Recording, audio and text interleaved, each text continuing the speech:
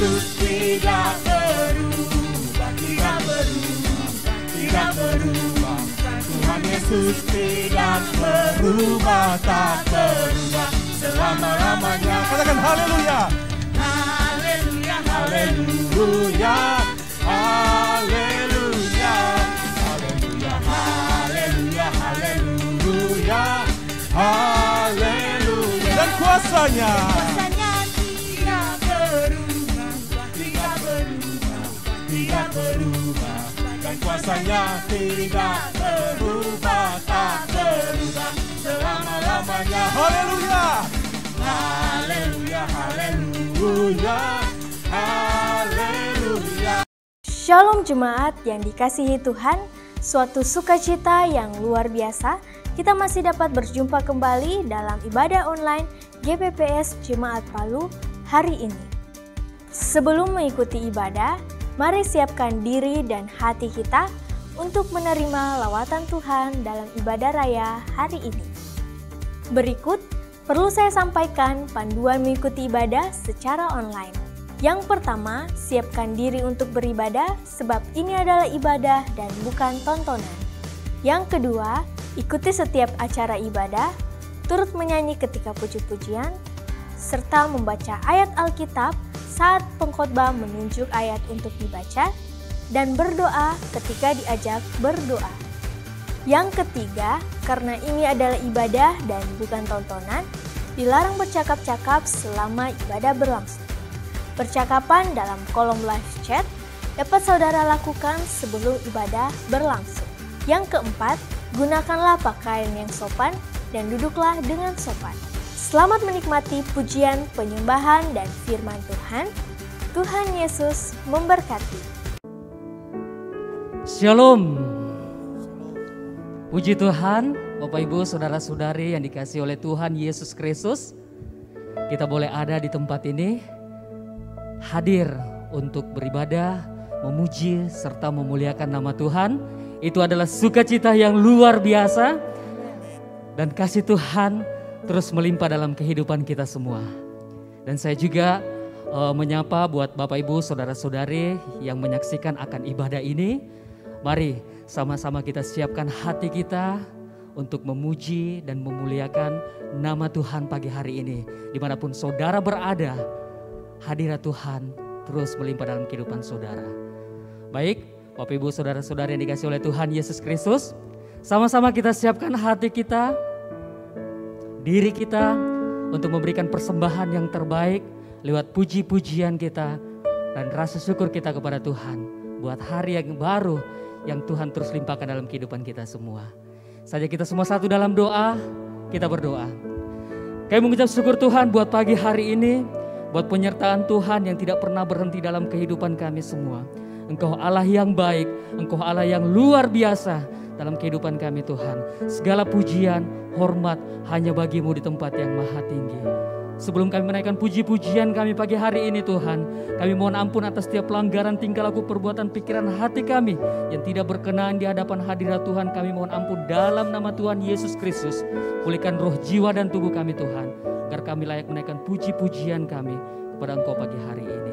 Berkati ibadah ini juga Tuhan, dari awal, pertengahan sampai akhirnya hanya boleh jadi di dalam nama Tuhan Yesus Kristus. Dan buat jemaat-Mu juga yang dalam perjalanan menuju kemari, Engkau sertai mereka sehingga kami boleh bersama-sama memuji dan memuliakan Engkau pagi hari ini.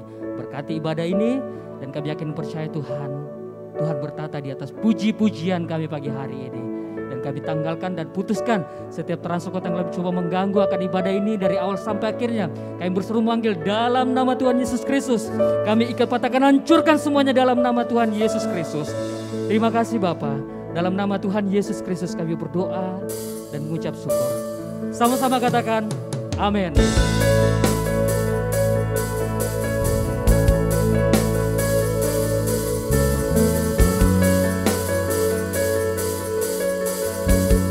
Terima kasih Tuhan buat segala kebaikan-Mu yang tidak pernah berhenti dalam kehidupan kami. Terima kasih Yesus. Terima kasih Bapa. Ku pandang kemuliaan-Mu. Ku pandang kemuliaan-Mu.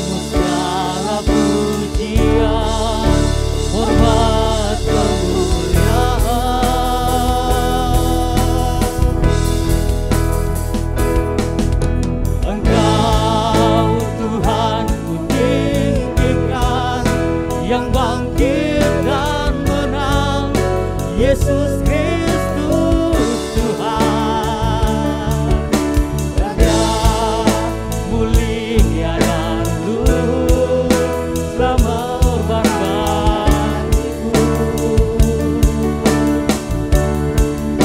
selamatkan jiwaku. Saja kita semua bangkit berdiri.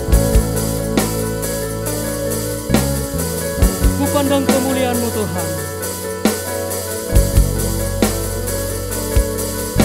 Ku pandang kemuliaan-Mu, Imam besar Mahamu. Kaulah pemilik hidup, Yesus Kristus Tuhan. Sujud di depan tahta-Mu, sujud di depan tahta-Mu, satukan seluruh hidupku dalam tangan-Mu pada Yesus Kristus Tuhan.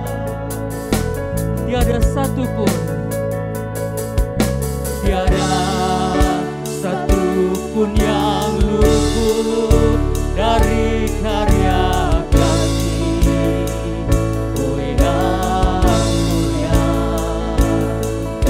bagi-Mu segala pujian, hormat, kemuliaan. Oh, Engkau Tuhan ku tinggikan, yang bangkit dan menang, Yesus Kristus Tuhan, Raja mulia dan luhur, berkorban bagiku. Selamatkan jiwaku.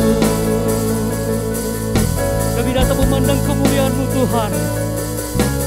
Engkau Allah yang baik, Engkau Allah yang luar biasa. Terima kasih Tuhan. Ku pandang kemuliaan-Mu, Imam besar Mahamu. Kaulah pemilik hidup, Yesus Kristus Tuhan. Sujud di depan tahta-Mu, sujud di depan tahta-Mu, satukan seluruh hidupku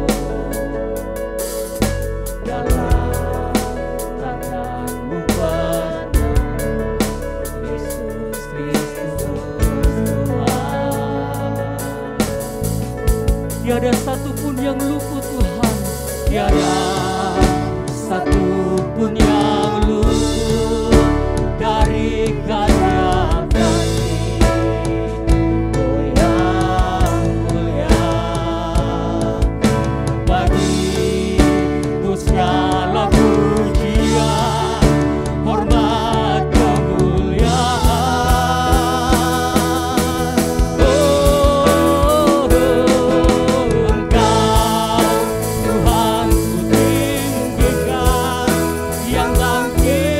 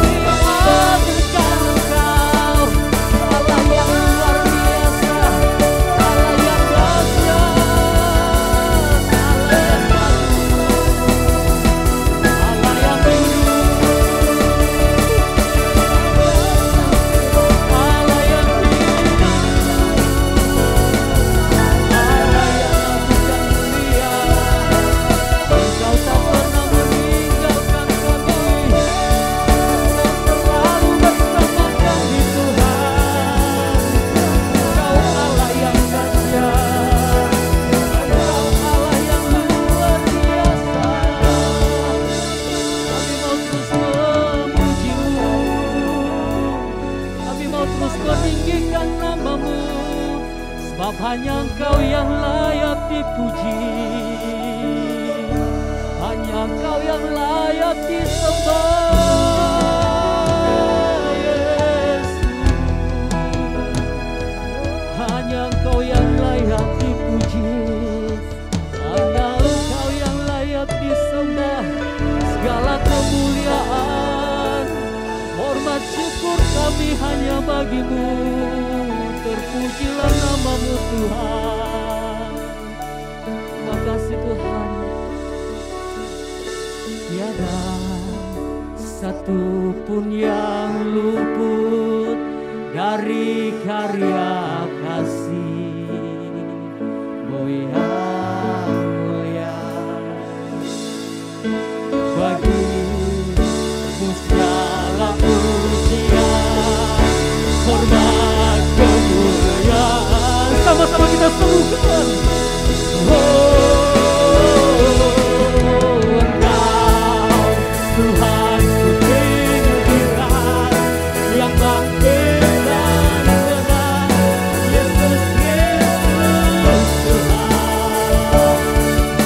Raja mulia dan turun, berkorban bagiku, maka jiwaku, maka jiwaku berpuja,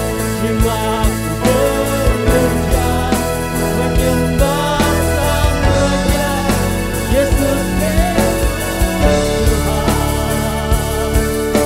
Segala sempurna kuasa-Mu, agunglah karya-Mu, Engkau Tuhan. Engkau Tuhan tinggikan, yang bangkit dan menang, Yesus Kristus Tuhan. Raja mulia dan turun, berkorban bagiku, maka jiwaku, maka jiwaku memuja, menyembah Sang Raja, Yesus Kristus Tuhan. Kekal sempurna kuasa-Mu, agunglah karya-Mu, Yesus Kristus Tuhan.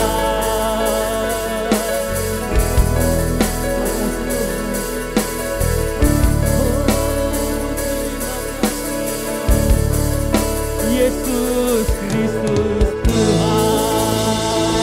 Sama-sama kita berikan sorak-sorak yang terbaik. Engkau Allah yang luar biasa, Engkau Allah yang dahsyat, Engkau Allah yang tulus. Terima kasih Tuhan.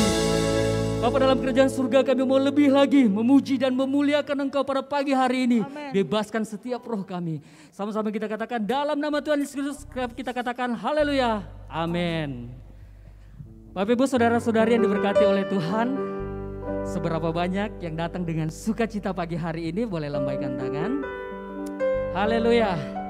Sama-sama kita katakan kiri dan kanan kita. Kita berikan kata-kata yang berkat. Tuhan Yesus luar biasa. Silakan katakan kiri dan kanan, Tuhan Yesus luar biasa. Kasih-Nya tidak pernah berkesudahan dalam kehidupan kita semua. Amin. Sukacita Allah terus melimpah dalam kehidupan kita semua. Saya persilakan duduk.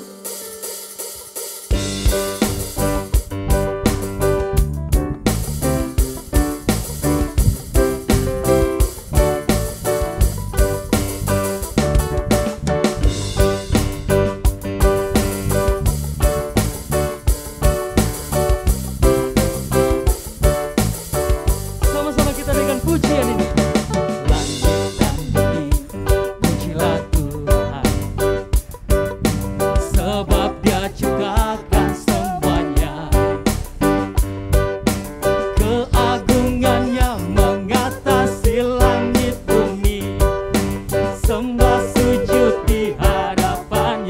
Langit dan bumi, pujilah Tuhan. sebab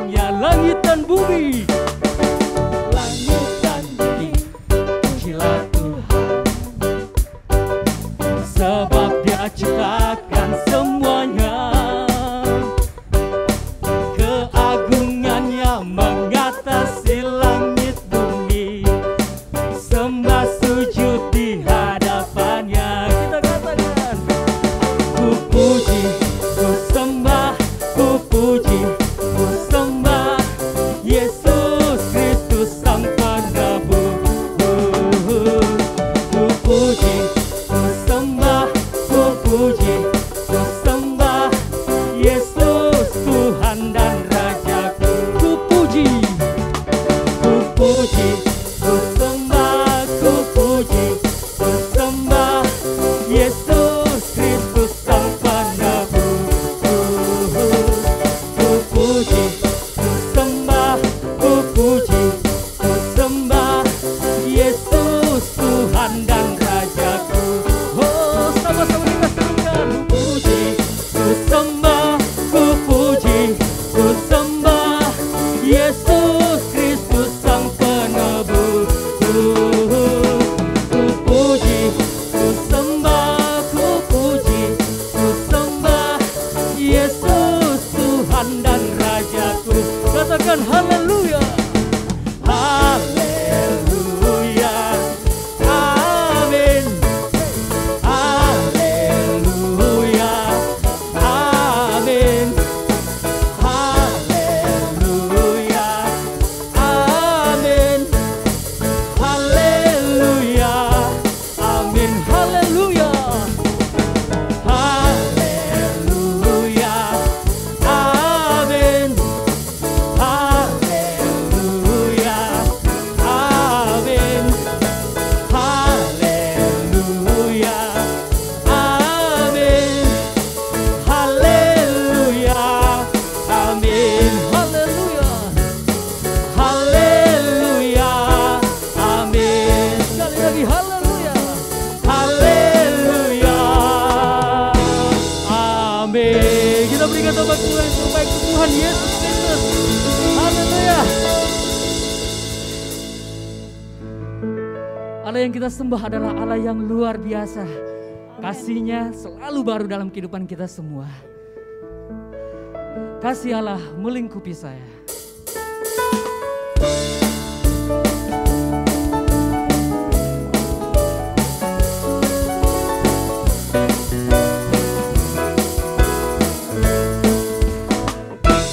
Kasih Allah melingkupi saya, lingkupi saya selama-lamanya.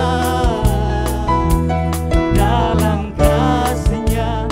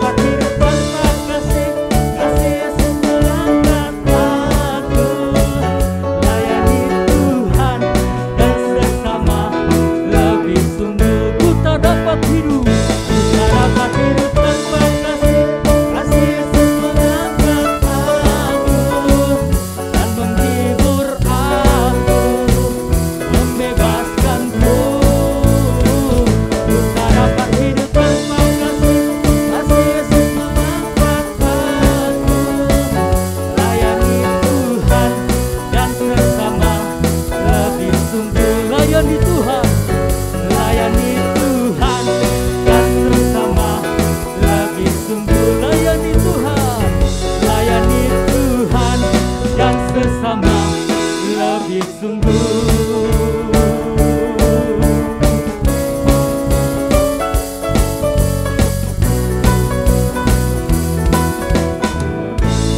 Haleluya. Saya persilakan duduk. Puji nama Tuhan, shalom. Puji Tuhan, bersyukur kepada Tuhan yang memberikan kesempatan anugerah bagi kita untuk boleh beribadah pada hari ini. Terpuji nama Tuhan. Selamat datang seluruh jemaat Tuhan yang diberkati Tuhan, baik yang di dalam ruangan ini maupun yang ada di luar ruangan. Juga kami menyapa saudara-saudara kita yang mengikuti ibadah secara online, dimanapun saudara berada. Tuhan Yesus memberkati. Secara khusus bagi saudara yang baru pertama kali hadir dalam ibadah ini, selamat datang, Tuhan Yesus memberkati. Dan supaya kita bisa saling mengenal, kami mohon saudara tidak keberatan, boleh berdiri sebentar jika ada yang baru pertama kali hadir. Baik di dalam ruangan ini maupun di luar, ada? Ya, puji Tuhan, kalau tidak ada, kita akan sambut saudara kita yang berulang tahun. Yang saya sebutkan namanya dan hadir, silakan berdiri untuk kita doakan.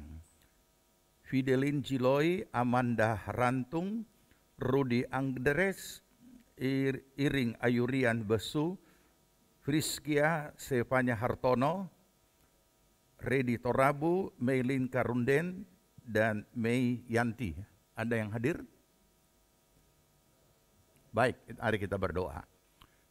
Kami datang bersyukur bersama saudara-saudara kami yang berulang tahun. Terima kasih Tuhan sudah menambahkan usia mereka.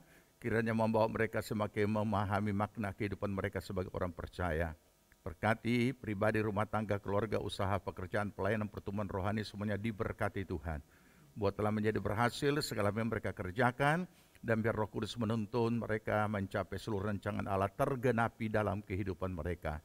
Pertolongan, perlindungan-Mu, pembelaan segala yang jahat dalam nama Tuhan Yesus kami halaukan semuanya, dan biarlah kiranya Tuhan menyertai mereka dan menuntun mereka dalam segala kehendak-Mu. Terpuji nama Tuhan, kami memberkati mereka di dalam nama Tuhan Yesus Kristus. Amin. Tuhan Yesus memberkati, kita lanjut memuji dan menyembah Tuhan.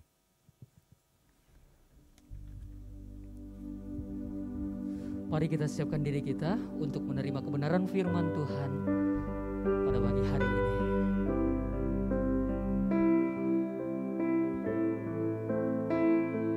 Terima kasih Tuhan. Terima kasih Yesus.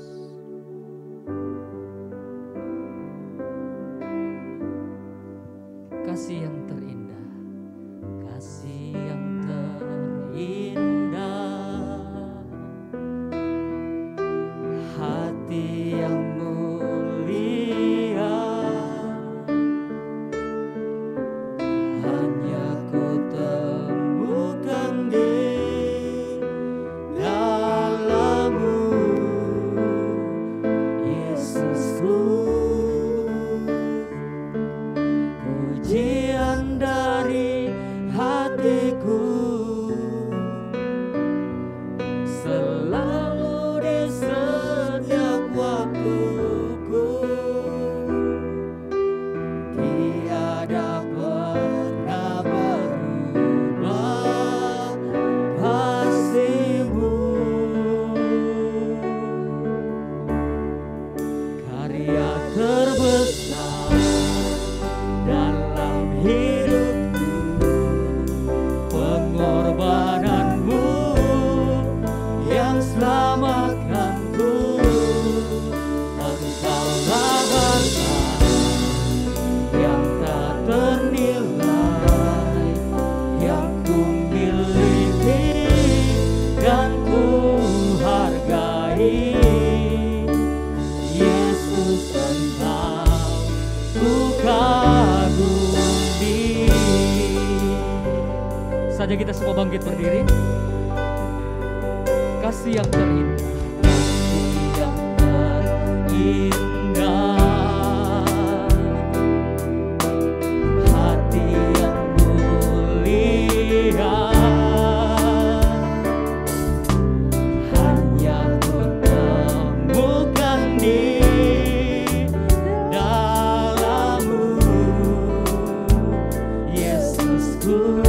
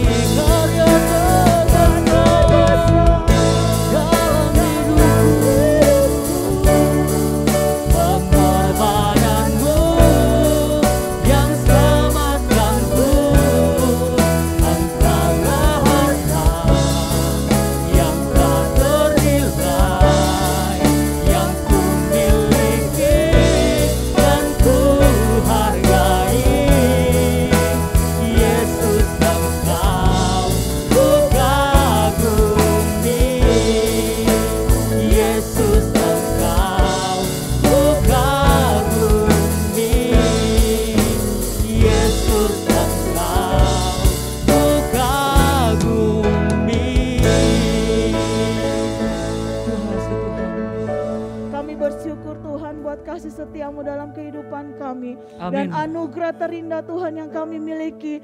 Engkau sudah memberikan karya terbesarmu Tuhan, pengorbananmu bagi kami Tuhan. Amin. Dan hari ini Tuhan kami mau berbuat bakti kepadamu Tuhan. Dan kiranya Tuhan semua yang kami persembahkan di hadapanmu Tuhan berkenan Tuhan. Dan semuanya untuk kemuliaan namamu. Amin. Terpujilah namamu Tuhan. Kami siap Tuhan hari ini Tuhan untuk mendengarkan kebenaran firman-Mu. Dan biarlah Tuhan apa yang menjadi isi hati-Mu Tuhan Engkau sampaikan kepada kami melalui hamba-Mu. Dan biarlah Tuhan tanah hati kami Tuhan menjadi tanah hati yang subur, yang siap Tuhan untuk ditaburi dengan kebenaran firman-Mu. Dan pemahaman kami juga Tuhan, biarlah Roh Kudus-Mu Tuhan yang hadir di tengah-tengah kami. Sehingga Tuhan semuanya Tuhan yang disampaikan kepada kami dapat mengerti dan kami memahami Tuhan sesuai dengan kehendak-Mu. Terpujilah namamu Tuhan. Segala bentuk kuasa kegelapan yang tidak senang melihat kami Tuhan mendengarkan kebenaran firman-Mu dan berusaha Tuhan merebut semua benih-benih firman-Mu, membuat pemahaman kami yang tidak benar saat ini di dalam nama Tuhan Yesus Kristus kami tolak, kami katakan hancurkan semuanya dalam nama Tuhan Yesus Kristus. Biarlah Tuhan Roh Kudus memberikan hikmat kepada kami sehingga semuanya Tuhan kami dapat lakukan dalam kehidupan kami dan kami Tuhan terus mempermuliakan namamu. Terpujilah namamu Tuhan. Di dalam nama Tuhan Yesus Kristus kami berdoa. Haleluya. Amin. Saya persilakan duduk. Puji nama Tuhan. Mari saudara yang dikasihi Tuhan, kita akan membuka Alkitab kita masing-masing.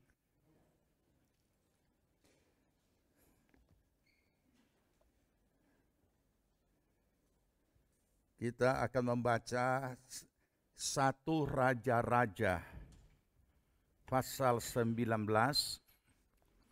mulai ayat 1 dan beberapa ayat berikutnya kita akan baca bergantian sampai ayat yang ke-8. Saya akan bacakan terlebih dahulu ayat yang pertama. 1 Raja-Raja 19 ayat 1. Saya baca, kemudian saudara baca 2 dan bergantian. Ketika Ahab memberitahukan kepada Isabel segala yang dilakukan Elia dan perihal Elia membunuh semua nabi itu dengan pedang, lanjut.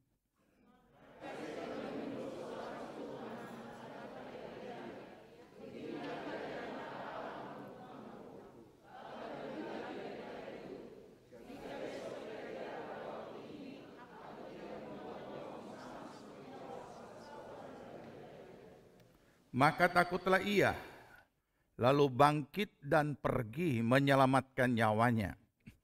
Dan setelah sampai ke Berseba, yang termasuk wilayah Yehuda, ia meninggalkan bujangnya di sana. Ganti.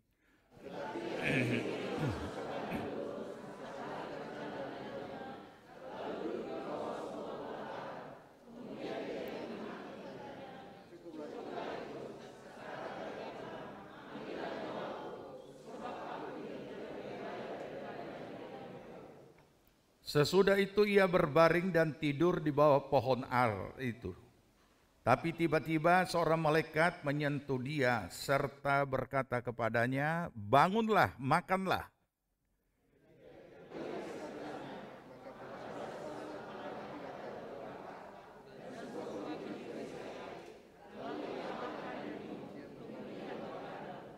Tetapi malaikat Tuhan datang untuk kedua kalinya dan menyentuh dia serta berkata, "Bangunlah, makanlah, sebab kalau tidak perjalananmu nanti terlalu jauh bagimu." Ganti.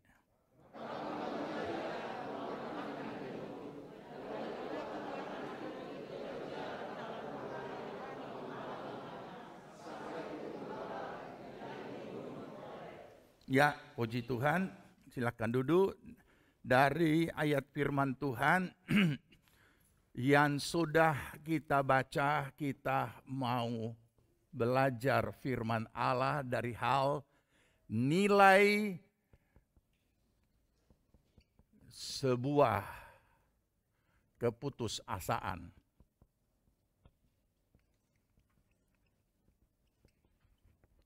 Keputusasaan adalah sikap yang tidak terpuji. Masa ada nilainya? Nah, inilah yang perlu kita pelajari. Setiap orang, siapapun dia, harus menyadari bahwa ia pasti satu hari, satu saat, satu ketika diperhadapkan dengan suatu tantangan hidup, realitas yang membawa dia kepada apa yang namanya keputusasaan dan ketidakberdayaan. Kalau belum, tunggulah saatnya. Tinggal tergantung apa bentuknya. Setiap orang, camkan itu. Saya juga selalu menasehati para hamba Tuhan muda yang berkobar-kobar dengan semangat yang luar biasa melayani Tuhan. Saya katakan dan ingatkan, setiap hamba Tuhan juga akan diperhadapkan dengan pengalaman keputusasaan yang pada akhirnya akan melakukan tindakan gulung tikar dalam pelayanan atau angkat kopor kembali ke dunia lama dalam pelayanannya. Kalau kamu belum alami dalam pelayanan, bersiaplah karena itu pasti akan terjadi. Olehnya saudara, mengapa ini perlu kita pahami? Supaya kita selain siap iman, siap mental. Karena saya selalu kalau menggambar di papan pasti saudara sudah tahu. Pasti orang dan perjalanan hidup. Karena saya suka bicara soal realitas.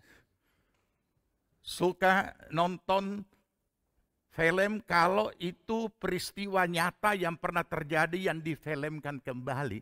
Sedangkan dongeng-dongeng saya paling anti. Karena itu karangan dibuat-buat yang tidak ada menjadi ada. Nah, saudara. Itu sebabnya juga saya tidak pernah didongengkan oleh ibu untuk kemudian tertidur. Ya, karena ya dongeng-dongeng kadangkala kita harus hati-hati sebagai orang tua. Dongeng apa?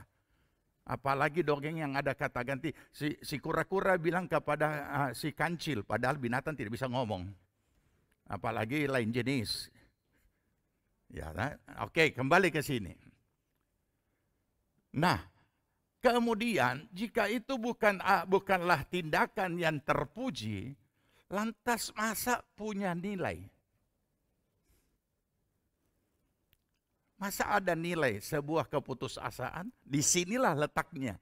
Kita sebagai orang percaya perlu memahami bahwa kalau kita teliti baca Alkitab, kita menemukan ini nilai yang tak terhingga ketika kita dibawa masuk ke dalam pengalaman keputusasaan. Saudara kira anak remaja tidak alami keputusasaan? Oh, paling gampang begitu begitu dia masuk dalam pengalaman pertama, cinta pertama, rasanya mau mati kalau tidak dengan dia, begitu selesai ditinggal habis dia. Jadi jangan anggap remeh masalah keputusasaan. Keputusasaan dialami mulai dari segala tingkat umur. Dan kita mulai dari dia remaja dan mengenal dunia sampai kepada orang yang sudah lansia. Kadang-kala juga dihadapi keputusasaan karena dia rasa kenapa kita belum mati-mati. Nah, apalagi menghadapi sesuatu yang tidak pernah berubah, realitas itu yang sebenarnya tidak lagi membuat dia nyaman dalam menjalani hidupnya. Atau dengan kata lain, kenapa ini persoalan tidak habis-habis? Kenapa ini persoalan tidak selesai-selesai? Kalau habis tidak, karena begitu selesai datang yang baru, begitu selesai datang yang baru. Nah, oleh karena itulah selalu diingatkan bahwa apapun bentuk realitas hidup itu adalah tantangan hidup sekaligus tantangan iman. Dan ketika dia tantangan hidup menjadi menghasilkan pengalaman hidup, maka kita juga harus merubahnya menjadi pengalaman iman dan tantangan iman. Barulah kita bisa menjalani dan terakhir adalah pantang menyerah. Bukan berarti tidak putus asa, tapi pantang menyerah. Pertanyaannya juga sekarang, kenapa Tuhan mengizinkan kita menghadapi itu? Sedangkan ada ayat yang sangat menjamin. Ada ayat yang sangat menjamin di mana? Baca 1 Korintus 10 ayat 13. Ya, nah ini kadangkala tidak dipahami secara dalam. Saya sudah pernah jelaskan tapi mungkin perlu saya ingatkan kembali. Sudah dapat? 1 Korintus 10 ayat 13. Pencobaan yang kamu alami ialah pencobaan biasa. Biasa artinya umum, bersifat umum, semua juga orang alami. Ya, yang tidak melebihi, bukan kekuatan iman loh, kekuatan manusia. Oke? Nah, artinya secara manusiawi. Ya, lanjut. Sebab Allah setia dan karena itu Ia tidak akan membiarkan kamu dicobai melampaui kekuatanmu. Pada waktu kamu dicobai, Ia akan memberikan kepadamu jalan keluar. Oke. Sehingga kamu dapat menanggungnya. Bukan dikatakan sehingga kamu luput dari pencobaan itu. Berarti tidak kena. Tetapi dikatakan supaya kamu dapat. Berarti sangat bersifat pasti dialami. Oke. Nah ini. Makanya kita perlu memahami ini. Supaya kita juga mendalami ini. Perhatikan dengan seksama kalimat ini. Dan saya akan bantu saudara mengingatkan yang sebenarnya sudah pernah saya sampaikan. Pertama biasa, semua alami. Tidak melebihi kekuatan manusia. Ada anak-anak berkata punya pandangan teologis walaupun masih kecil. Tapi saya tidak tahu apa ini akibat yang diajar di sekolah minggu atau bukan lain sebagainya. Pemahaman teologisnya itu begini. Tuhan Yesus waktu mengalami siksaan, dia tidak merasakan sakit. Nah, padahal Alkitab berkata apa? Ia sangat ketakutan, ia merasakan sakit, dan kalau kita baca secara teliti lagi, di atas kayu salib, dia berteriak begitu rupa dengan kerasnya. Mengerang dengan kerasnya, oke? Ya, jadi berarti Yesus mengalami penderitaan itu dalam keadaan sebagai manusia. Oke? Nah, lanjut. Kemudian pada saat di Getsemani juga batinnya tertekan.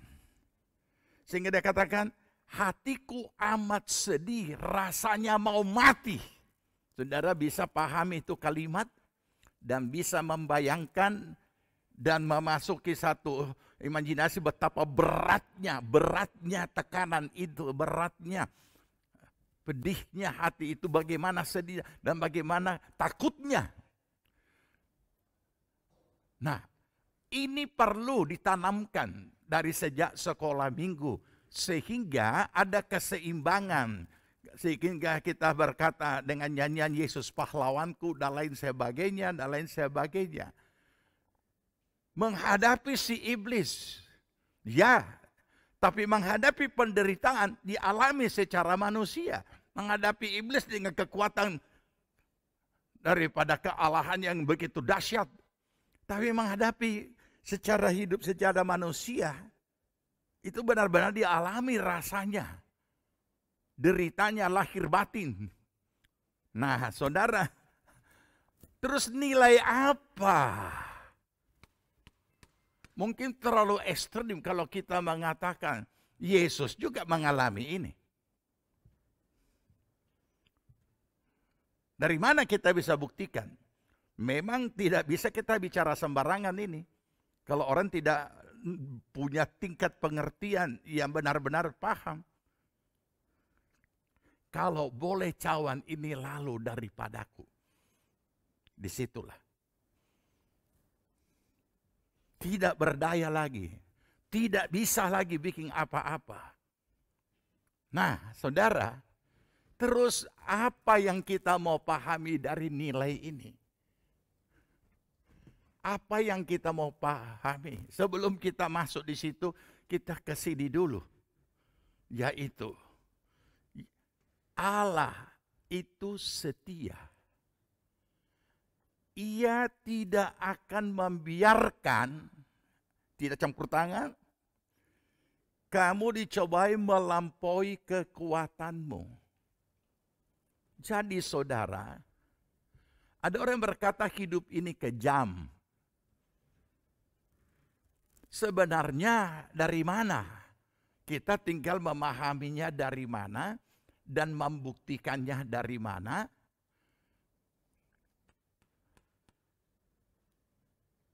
Apapun, kalau dikatakan Tuhan tidak membiarkan kamu dicobai melampaui kekuatanmu, atau kita bisa sederhanakan kalimatnya, Tuhan tidak membiarkan. Membiarkan itu oknumnya. Tuhan tidak membiarkan kamu menghadapi realitas-realitas hidup yang lebih berat atau yang melampaui kekuatanmu. Pertanyaannya, bisa saudara tangkap sampai di mana pemahaman kalimat ayat ini? Apakah itu berarti tidak akan ada realitas hidup yang melebihi kekuatan? Itu artinya, kalau itu artinya, disinilah masalahnya. Ketika kita punya pemahaman, oh tidak akan ada realitas hidup yang kita akan hadapi. Tidak ada peristiwa yang akan kita hadapi yang melampaui kekuatan. Inilah masalah kekeliruan yang ada letaknya di sini. Padahal yang dikatakan, Tuhan tidak membiarkan kita, oknum kita. Tuhan tidak membiarkan kita dicoba atau mengalami problem-problem yang melampaui kekuatan. Kitanya yang tidak dibiarkan. Tapi bukan berarti tidak ada persoalan yang melampaui kekuatan. Bisa saudara tangkap? Nah ini. Olehnya kalau kita tidak pahami kedalaman kalimat ini atau secara mendalam, disinilah banyak orang atau sebagian orang kemudian merasa kecewa dengan Tuhan. Katanya tidak melampaui, tapi ternyata saya tidak bisa alami. Ternyata ini terlalu berat bagi saya. Perhatikan kalimat ini. Kalau tidak ada persoalan, tidak ada realitas yang melampaui kekuatan, tidak perlu setiap orang mengalami keputusasaan.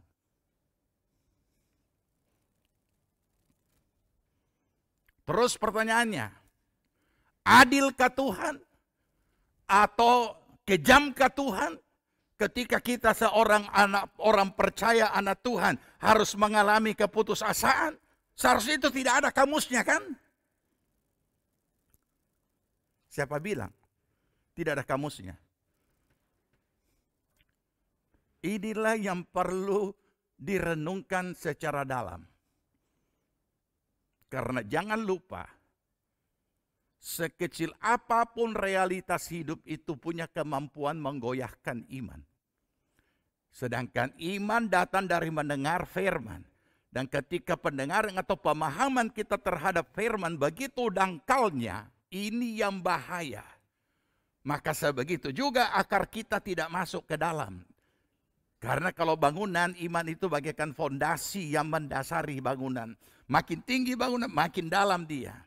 Kalau dia adalah pohon, maka itu iman adalah akar yang tidak kelihatan. Tapi suburnya pohon dan kuatnya pohon akan nampak ketika ada terpaan angin dan lain sebagainya. Dan dia tidak roboh karena akarnya dalam.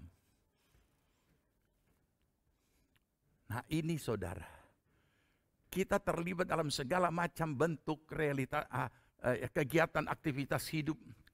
Aktivitas iman kita juga dalam yang religius dalam berbagai macam bentuknya. Tapi kalau kita tidak memahami tentang suatu realitas perjalanan hidup, firman yang menjawab kondisi real yang sedang dihadapi,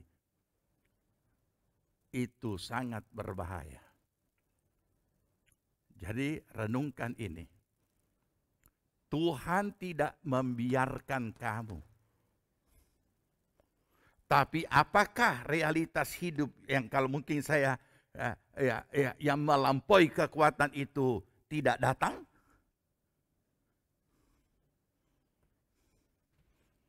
Tidak membiarkan kamu, perhatikan baik-baik kalimatnya. Melainkan dia memberikan kamu apa? Memberikan apa? Jalan keluar. Keluar dari mana? Nah, keluar dari hal yang sangat berat, yang tidak bisa mampu lagi, tapi sudah terjadi. Dan ketika putus asa, apa yang jalan keluarnya dalam keputusasaan itu? Supaya tidak binasa dalam keputusasaan. Bagaimana kekuatan kedahsyatan Allah yang tidak membiarkan kita itu bekerja dalam diri kita dengan memberikan kita jalan keluar dari masalah.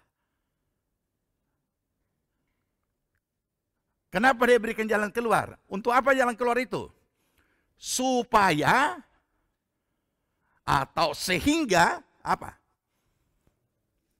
Kamu dapat menanggungnya. Nah, ini yang perlu dipahami. Mimbar itu jangan jadi hiburan-hiburan kosong. Atau orang mengatakan pepesan kosong. Membawa ayat yang hanya untuk menghibur. Ternyata bukan seperti itu. Ternyata melampaui. Tapi tidak dibiarkan oleh Tuhan kamu dicobai, ya. Jadi ini bisa saja datang. Tapi kitanya yang tidak dibiarkan dicobai seperti itu. Dia berikan jalan keluar supaya kamu cakap menanggungnya, bukan berarti dia tidak datang.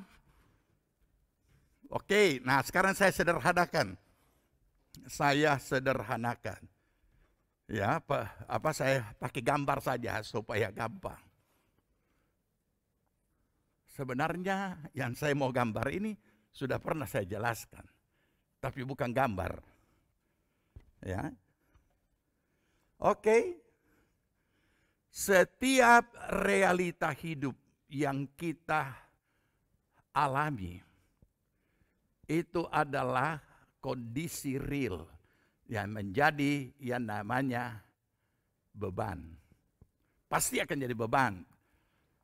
Beban yang positif adalah tanggung jawab yang harus kita jalani. Tidak bisa tidak. Semua realitas hidup adalah tanggung jawab yang harus kita hadapi dan selesaikan. Oke. Beban kita tergantung keberadaan kita. Anak-anak lain, remaja lain, anak-anak kalau dia punya mainan dikasih hancur ya menangis dia. Semakin kita dewasa, apalagi sudah berkeluarga, maka beban tanggung jawab itu akan semakin besar. Bertambah itu beban. Dan kemudian lama-lama akan kemudian semakin besar. Kita masih bicara positif. Kalau kita bicara negatif adalah beban yang kita bikin sendiri. Ya. Nah, semakin besar. Oke? Apa yang terjadi? Sebagai orang-orang rohani kita tahu bahwa apapun yang kita hadapi pasti kita datangnya kepada Tuhan. Berdoa menyerahkan semuanya di kaki Yesus. Oke? Apalagi ada nyanyian rohani yang mengatakan serahkanlah bebanmu pada Tuhan. Nah, ini juga teologis yang tidak lengkap. Bukan serahkan diri, serahkan beban. Padahal yang pikul beban itu adalah orangnya, oknumnya, bukan beban pikul beban, bukan.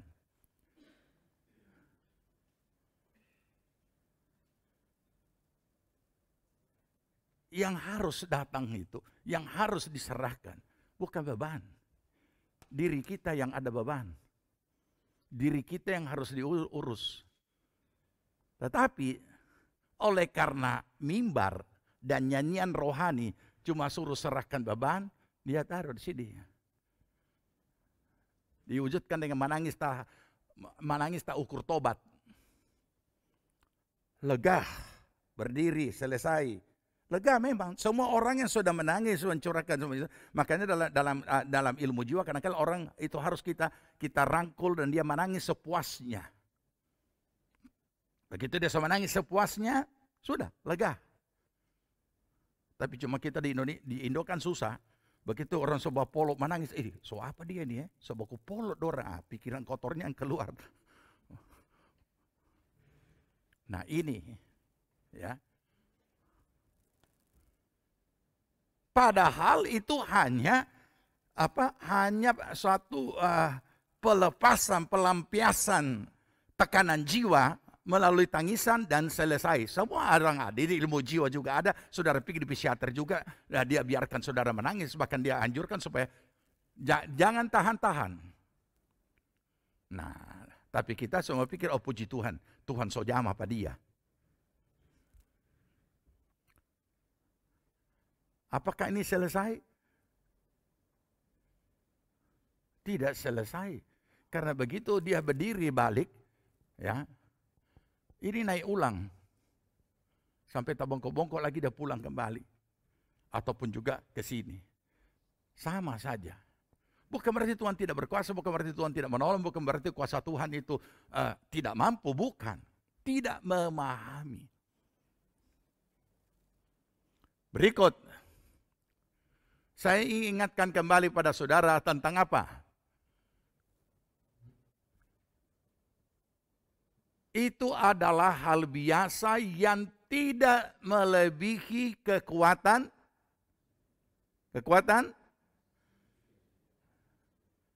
manusia. Kita boleh ganti. Itu tidak melebihi kekuatan saya. Ya kan? Oke? Bisa tangkap ini ayat? Sederhana kan? Karena kita semua manusia. Cuma beda-beda kekuatan. Mesak beda kekuatan dengan Tata, walaupun Tata lebih besar. Ya kan? Bisa angkat berapa kilo? 80. Bisa angkat berapa? 20. Oh, kasihan.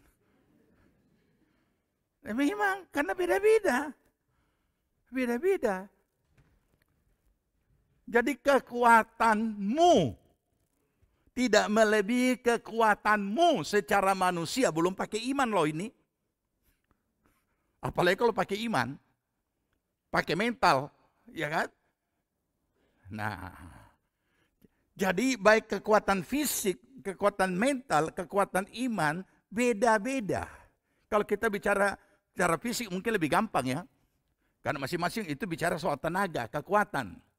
Tapi yang jelas kekuatan manusia, apakah itu kekuatan mental, kekuatan fisik, kekuatan iman, itu tergantung keberadaan kita masing-masing. Apakah kalau kita adalah orang percaya, beriman, apakah kita ada punya kekuatan iman nanti lain sebagainya ataukah tidak? Tapi ini bicara dulu sederhana, kekuatan manusia. Tidak usah dulu kita rinci. Oke. Berarti masing-masing ada punya kekuatan, bukan tidak punya, punya.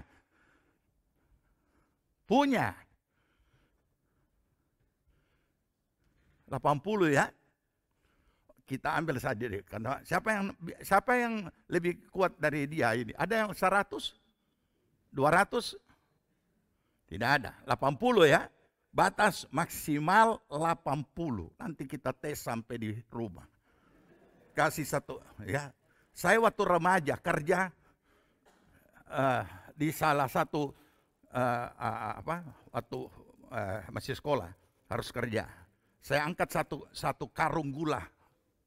Satu karung saya peluk begini karena saya tidak bisa pikul. Saya peluk begini baru saya angkat. Saya tidak tahu berapa beratnya itu gula. Oke. 80 Mesak. Masih berdiri dia. 80. Itu batas kekuatan, batas kemampuan manusia. Oke.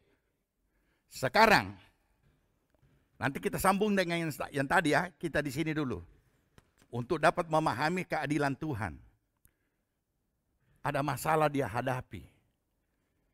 Kekuatan fisiknya sekian. Ataupun kekuatannya lah. Semua kekuatannya. Tidak tahu masalah apa yang dia hadapi. Dan tadinya dia pikul bagus. Sekarang sudah mulai bongkok.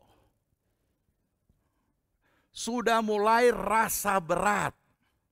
Kapan sebuah beban terasa berat? Nah, ini kembali lagi kepada kejiwaan. Pasti kita bisa jawab sendiri. Kalau kita lagi senang, semua ringan kan? Tapi ketika ada tekanan-tekanan tertentu dalam berbagai bentuknya, masalah pribadi, masalah pekerjaan, masalah rumah tangga, masalah keuangan, masalah apa, yang sebenarnya itu juga tiap hari, tapi mulai terasa berat. Dia datang, biasa konseling sama siapa kalau ada pergumulan, Bro?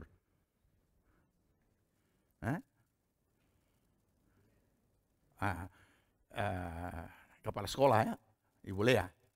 Oke. Apa jawaban? Banyak berdoa. Pendeta punya jawaban itu cuma satu. Ini yang konyol. Berdoa. Doa sungguh-sungguh supaya Tuhan tolong Mesak ngana. Oke. Batas. So berdoa. Ya, padahal ini batas. Yang dia alami ini kan kemampuan, tapi yang dia pikul ini cuma 50. Dia berdoa karena dia bilang kalau berdoa tentu tidak berdiri ya. Dia merendahkan diri kasihan di hadapan Tuhan. Nah, berdoa, habis berdoa tidak selesai. Ternyata jadi lebih berat, jadi 60 kilo. Sudah melampaui kekuatan? Belum. Nah ini pasti saudara ingat yang saya pernah jelaskan. Dulu kan saya pakai pikulan. Oke. Kenapa jadi 60? Masih adilkah Tuhan? Masih. Tapi dia sudah rasa berat. Karena macam-macam persoalan itu ada beratnya sendiri. Apalagi persoalan yang paling berat dalam pergumulan hidup adalah putus cinta. Ya, itu kejujuran dari seorang hamba Tuhan yang namanya Hudson Taylor. Ketika dia akan berangkat ke Inggris. Dan dia tulis itu secara jujur. Pengalaman hidup terberat di dunia adalah putus cinta. Jadi jangan memang main-main cinta. Kalau putus ngana. Iya. Jadi harus benar-benar mulai berkenalan dan mulai naksir yang betul-betul memang so siap untuk ini. Jangan main-main ganti ini, bermain mata kiri, habis itu mata kanan lagi. Nah, lama-lama dua-dua mata tidak dapat melihat lagi. Nah ini. Konseling lagi. Bagaimana berdoa tidak sungguh-sungguh cuma tak tidur ngana. Puasa, dia puasa. Begitu puasa ini berubah menjadi 80. tambah berat. Ini kalau orang tidak mengerti, saudara. Makanya kenapa saya harus ulangi ini, supaya sebelum pindah ke yang lain, supaya kita paham. Masih adilkah Tuhan ketika dikasih menjadi 80? Masih adil? Masih adil karena itu batasnya. Itu batasnya. Kemudian sampai di sini orang tidak sadar. Makanya kita harus paham kenapa tambah berat, kenapa tambah berat, kenapa tambah berat. Kegiatan rohani sudah dilakukan, kenapa tambah berat, kenapa tambah berat. Yang jelas Tuhan punya hak sampai kepada batas. Dia tidak akan membiarkan kamu dicobai lebih dari batas, tapi bukan berarti itu tidak akan datang. Yang lebih itu selalu akan datang, tapi kita tidak dibiarkan supaya kita bisa menanggungnya. Cakap menanggung. Kenapa? Ada jalan keluar dari yang melampaui batas itu. Tapi Tuhan tidak membiarkan kita dicobai lebih dari kekuatan. Ini dulu yang harus dipahami. Jadi jangan kecewa, jangan bingung ketika makin ambil kegiatan rohani, makin ambil doa, doa puasa, doa subuh, doa malam, dan lain sebagainya. Kenapa tambah berat, tambah berat, tambah berat? Karena Tuhan punya hak sampai kepada batas. Dan ketika ada yang melampaui batas, Dia tidak biarkan kita dicobai. Dia tidak biarkan kita, tapi Dia berikan jalan keluar. Bagaimana menghadapi yang melampaui batas? Kita tidak akan dibiarkan, supaya kita cakap menanggungnya. Dan Dia akan bertindak. Kita sudah lihat beberapa peristiwa dalam Alkitab. Yang paling jelas itu adalah Sadrak, Mesak, Abednego dibuang ke dapur api, pastilah hangus. Tapi sudah melampaui batas, maka Tuhan ikut masuk dan mereka selamat. Oke, ini dulu. Tuhan punya hak sampai di batas. Mbak itu bicara batas fisik, Mbak angkat. Batas kekuatan iman.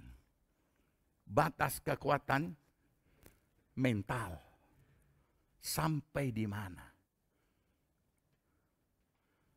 Ini harus dipahami, saudara.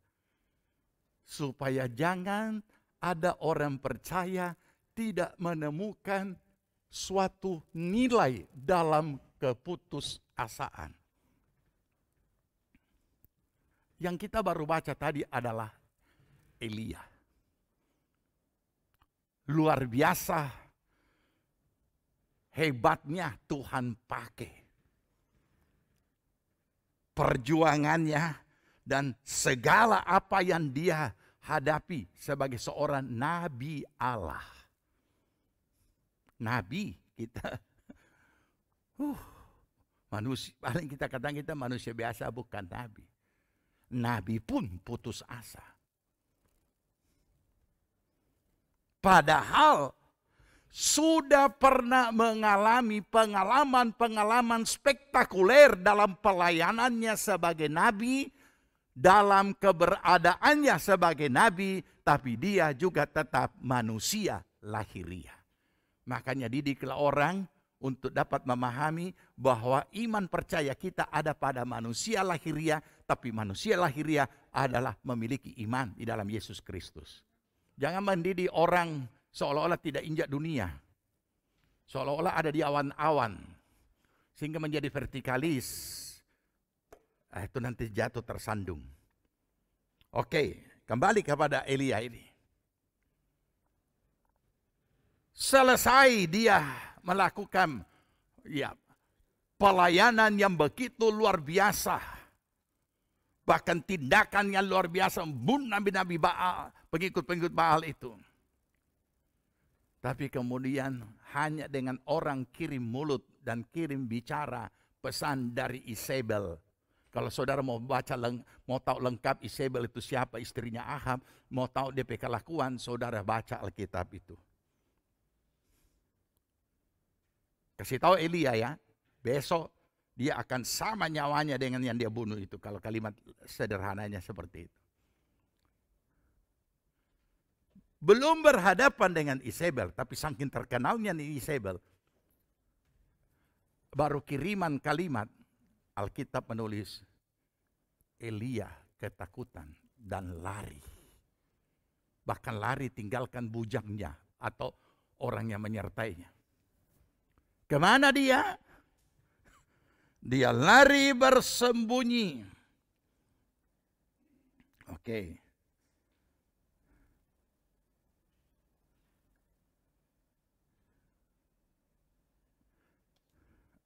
Dia lari bersembunyi dan dikatakan di sini, takutlah ia, takut itu manusianya.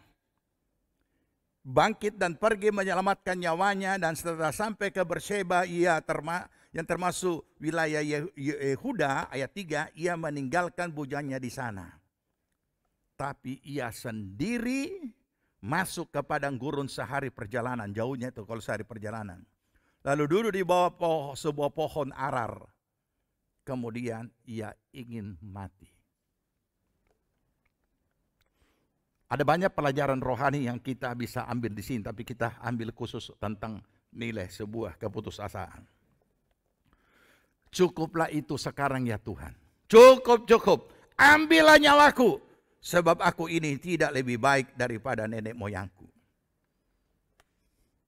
Perhatikan kalimat ini. Apa makna kalimat ini? Sesudah itu ia berbaring dan tidur di bawah pohon arar. Tapi tiba-tiba seorang malaikat menyentuh dia serta berkata, bangunlah, makanlah, dan 2 kali terjadi seperti itu.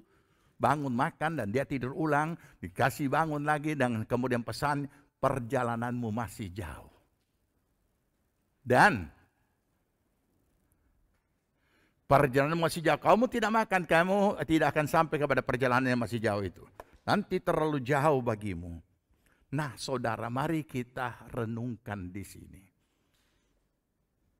Inilah kondisi real bahwa setiap orang beriman, setiap orang yang diberikan kemampuan kuasa Allah di dalam dirinya, tidak luput daripada keberadaannya secara manusia. Hanya seringkali oknum diri tersebut lupa diri. Baik dia maupun pengikutnya lupa bahwa itu adalah seorang manusia yang tidak luput daripada rasa manusia. Hamba Tuhan bukan dewa, sehingga tidak perlu didewakan, tidak perlu diilahkan. Dan juga hamba Tuhan harus sadar, sehebat-hebatnya kamu dipakai Tuhan dan lain sebagainya, itu bukan dari diri kamu. Jadi jangan lupa diri. Mungkin kita tidak terkenal atau sehebat Elia, tetapi kondisi keberadaan kita di dalam menjalani hidup kita sehari-hari maupun pelayanan dan segala apa yang dapat kita lakukan, ada kalanya juga kita lupa diri. Bahwa kita hanyalah seorang manusia yang tidak luput dari kemanusiaan kita dan mentoknya selalu di situ. Oke, kita lihat dulu Elia ya. Nanti supaya lengkap kita dijelaskan. Kembali ke dalam kitab Raja-Raja tadi. 1 Raja-Raja 19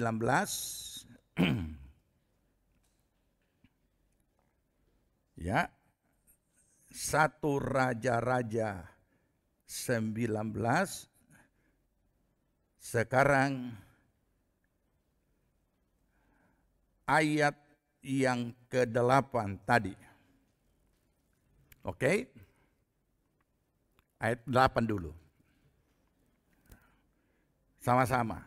Maka bangunlah ia, yaitu Elia, lalu makan dan minum. Dan oleh kekuatan makanan itu, ia berjalan 40 hari, 40 malam lamanya, sampai ke gunung Allah, yakni gunung Horeb. Gunung Horeb. Sekali lagi, dia mengalami pengalaman yang luar biasa. Hanya makan roti bakar, ternyata bisa jalan berapa hari? Ya, itu pengalaman yang luar biasa.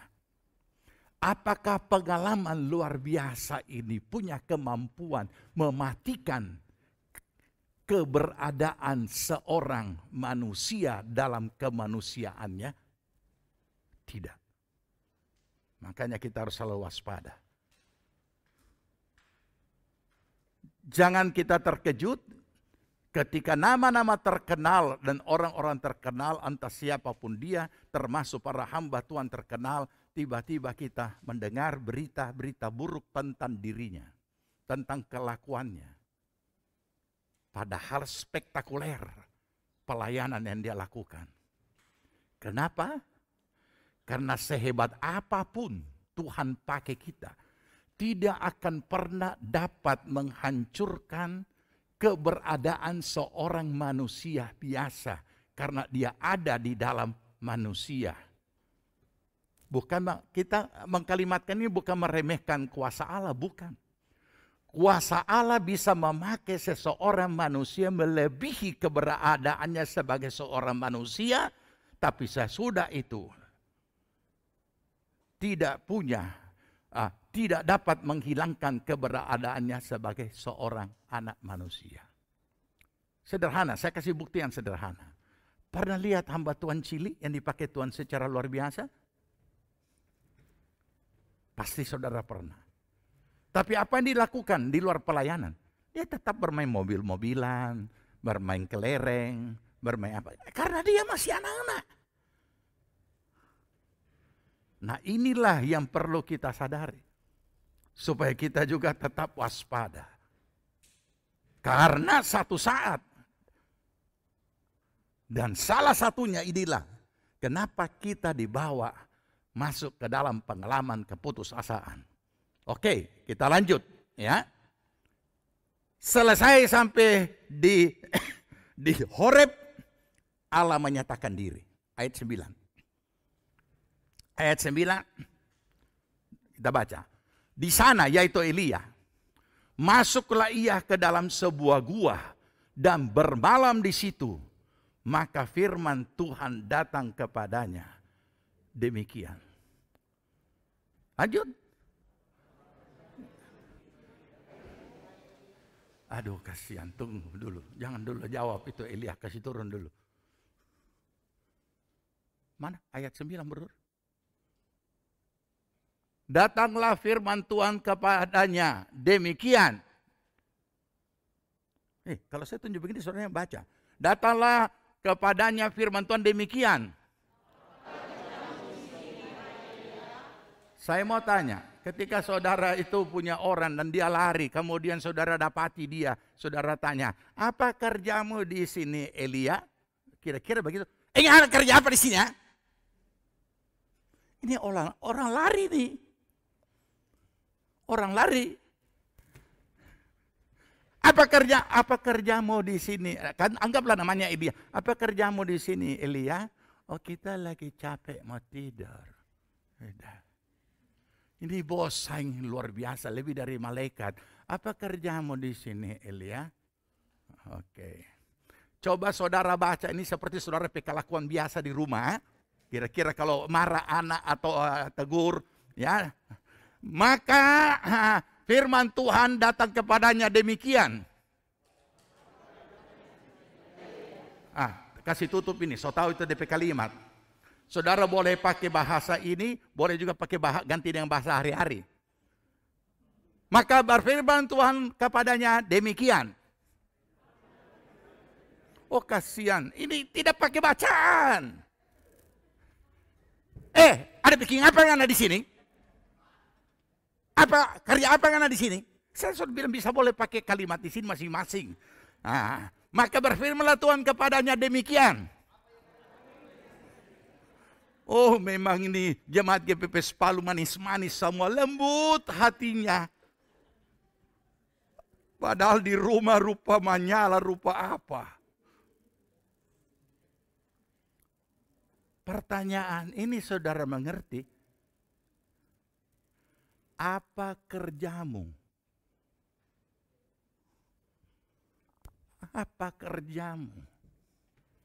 Berarti kerja belum kelar ini, belum selesai. Bikin apa ngana di sini? Berarti masih ada yang dia harus kerjakan. Bikin apa-apa kerjamu di sini. Bahaya sekali keputusasaan kalau kita tidak mengerti nilainya, saudara. Entah keputusasaan bentuk apa saja. Mulai dari anak remaja sampai lansia. Ketika keputusasaan itu kita tidak memahami nilainya, jangan lupa Tuhan tidak pernah mereferensi untuk kita harus putus asa, tapi Tuhan mau supaya kita memahami apa itu keputusasaan dan menemukan nilainya. Tuhan tidak pernah merasa walaupun ada ayat mengatakan marilah kepadaku hai kamu yang berlelah dan menanggung berat. Itu tidak salah karena dikatakan marilah kepadaku. Kalau ini tidak, dia lari dari Tuhan.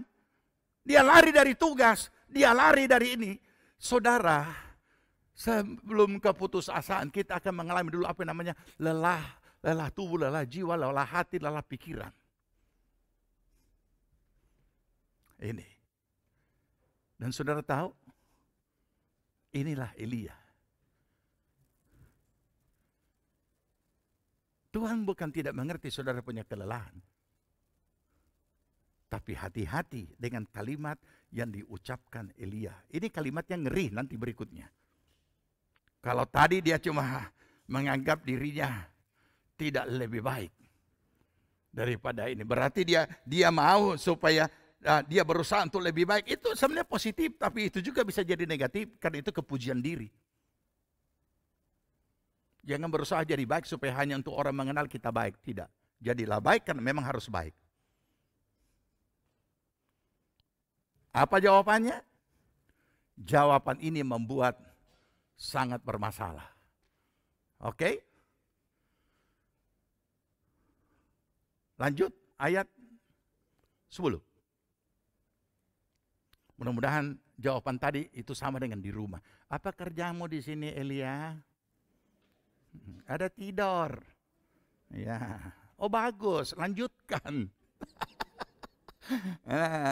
Lanjutkan. Nah, oke jawab. Baca. Jawabnya, aku bekerja segiat-giatnya bagi Tuhan, Allah semesta alam, karena orang Israel meninggalkan perjanjianmu, meruntuhkan mesbah-mesbahmu, dan membunuh nabi-nabimu dengan pedang. Hanya aku seorang dirilah yang masih hidup, dan mereka ingin mencabut nyawaku. Sudah mulai babangke dia. Ini yang biasa terjadi. Ketika kita sudah lelah, ketika sudah putus asa, kita mulai babangke. Bagaimana Bang Indonesia ini babangke ya? Kadang-kala bahasa logat daerah lebih cepat dimengerti. Tapi ini karena siaran jadi orang lain tidak mengerti apa itu di luar sana yang nonton YouTube babangke. Ungkit-ungkit ya, kira-kira begitu ha? Ya, mungkin dia punya jasa, dia punya kerja, dia punya capek, dia punya ini, dia punya ini. Ini Elia. Kita pun seperti itu ada kalanya. Padahal Tuhan mengerti. Tuhan tahu. Dia mau jelaskan sama Tuhan ini lucu memang saudara. Tapi itulah kemanusiaan. Itulah manusianya. Tuhan tahu, Tuhan ngerti. Tapi kalimat ini sangat berbahaya. Ya. Kalimat ini sangat berbahaya. Kemudian, apa kata firman Tuhan? Dia so curhat. Apa kata firman? Oh, kalau begitu lanjutkan tidur. Yo, istirahat jo. Kalau kita manusiawi, secara manusiawi pasti jawabnya istirahat jo.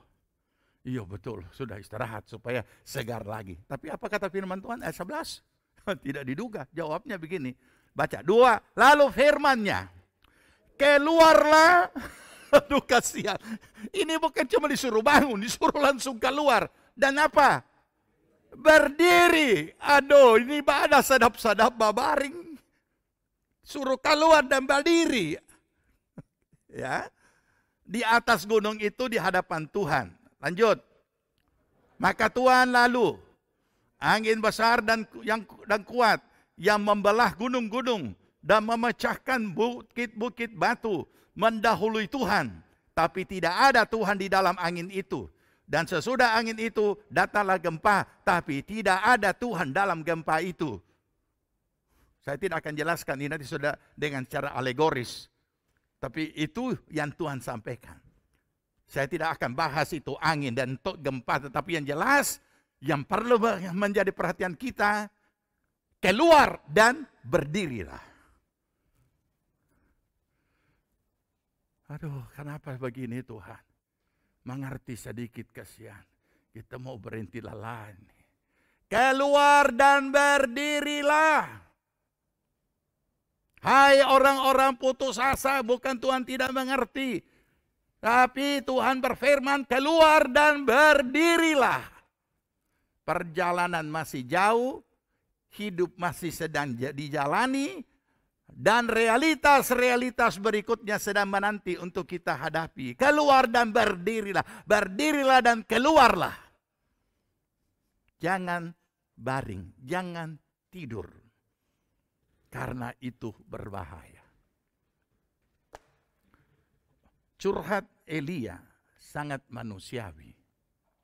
Apakah Tuhan tidak manusiawi? Tidak memahami? Sangat memahami. Akan tetapi Tuhan mau Elia dan kita semua menemukan nilai keputusasaan itu di dalam hidup kita. Bagaimana menemukannya? Kita tunggu minggu depan.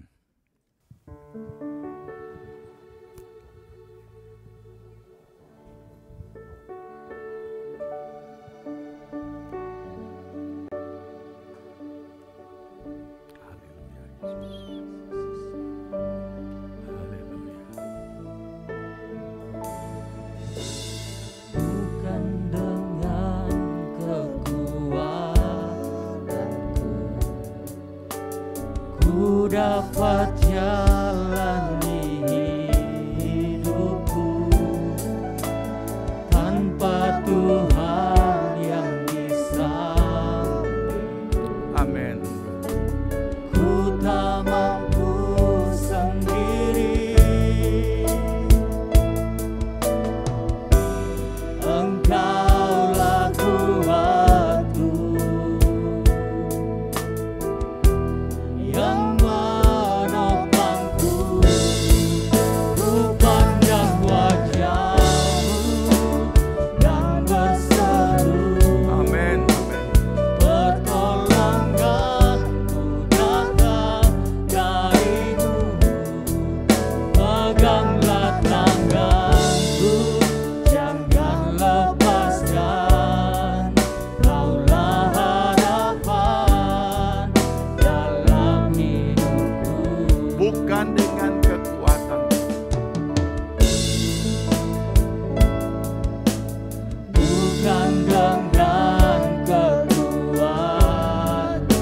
Amin, amin. Ku tak menjalani hidupku. Amin, amin. Tanpa Tuhan yang di samping. Haleluya. Ku tak mampu sendiri. Haleluya. Engkaulah kuatku. Amin, amin.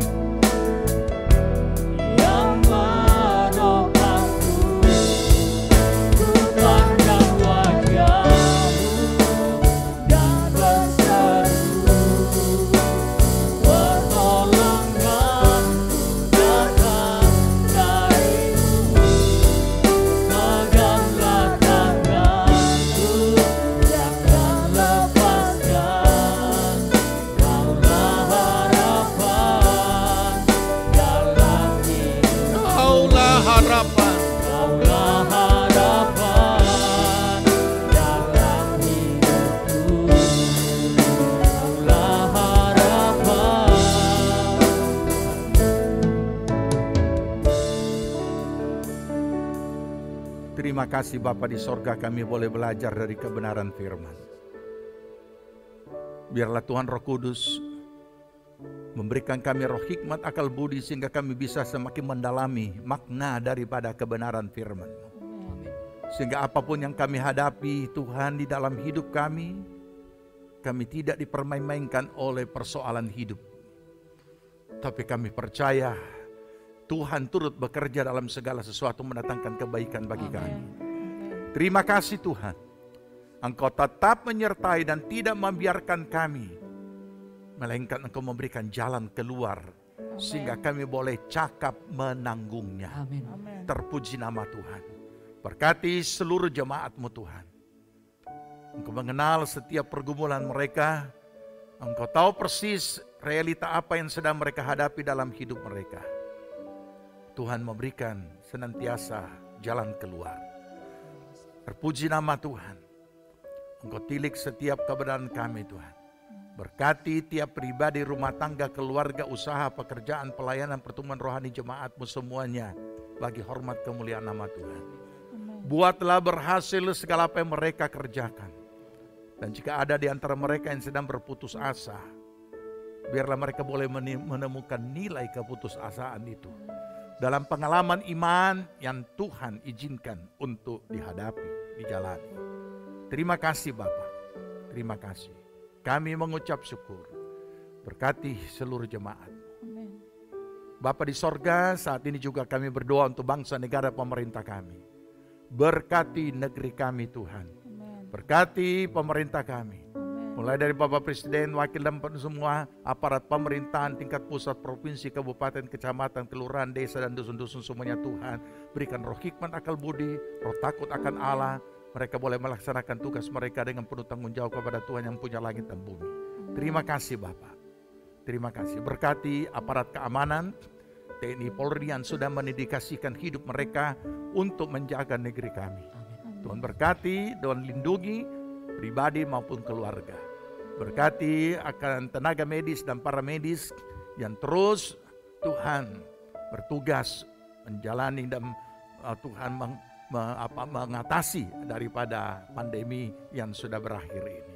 Kami mengucap syukur kemurahan pengasihan-Mu, yang pertolongan, perlindungan-Mu bagi seluruh jemaat Tuhan, seluruh hamba-hamba, seluruh anak Tuhan yang berharap, percaya dan bersandar kepadamu. Tuhan tetap pelihara dan lindungi mereka.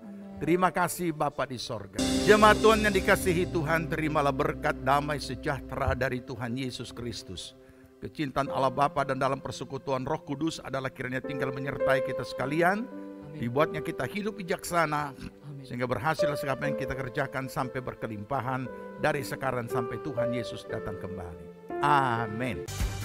Puji Tuhan, ibadah kita telah selesai. Selamat hari Minggu, tetaplah mematuhi protokol kesehatan yang ada dan tetap yakin bahwa Tuhan Yesus tidak berubah dahulu, sekarang, dan selama-lamanya. Tuhan Yesus memberkati.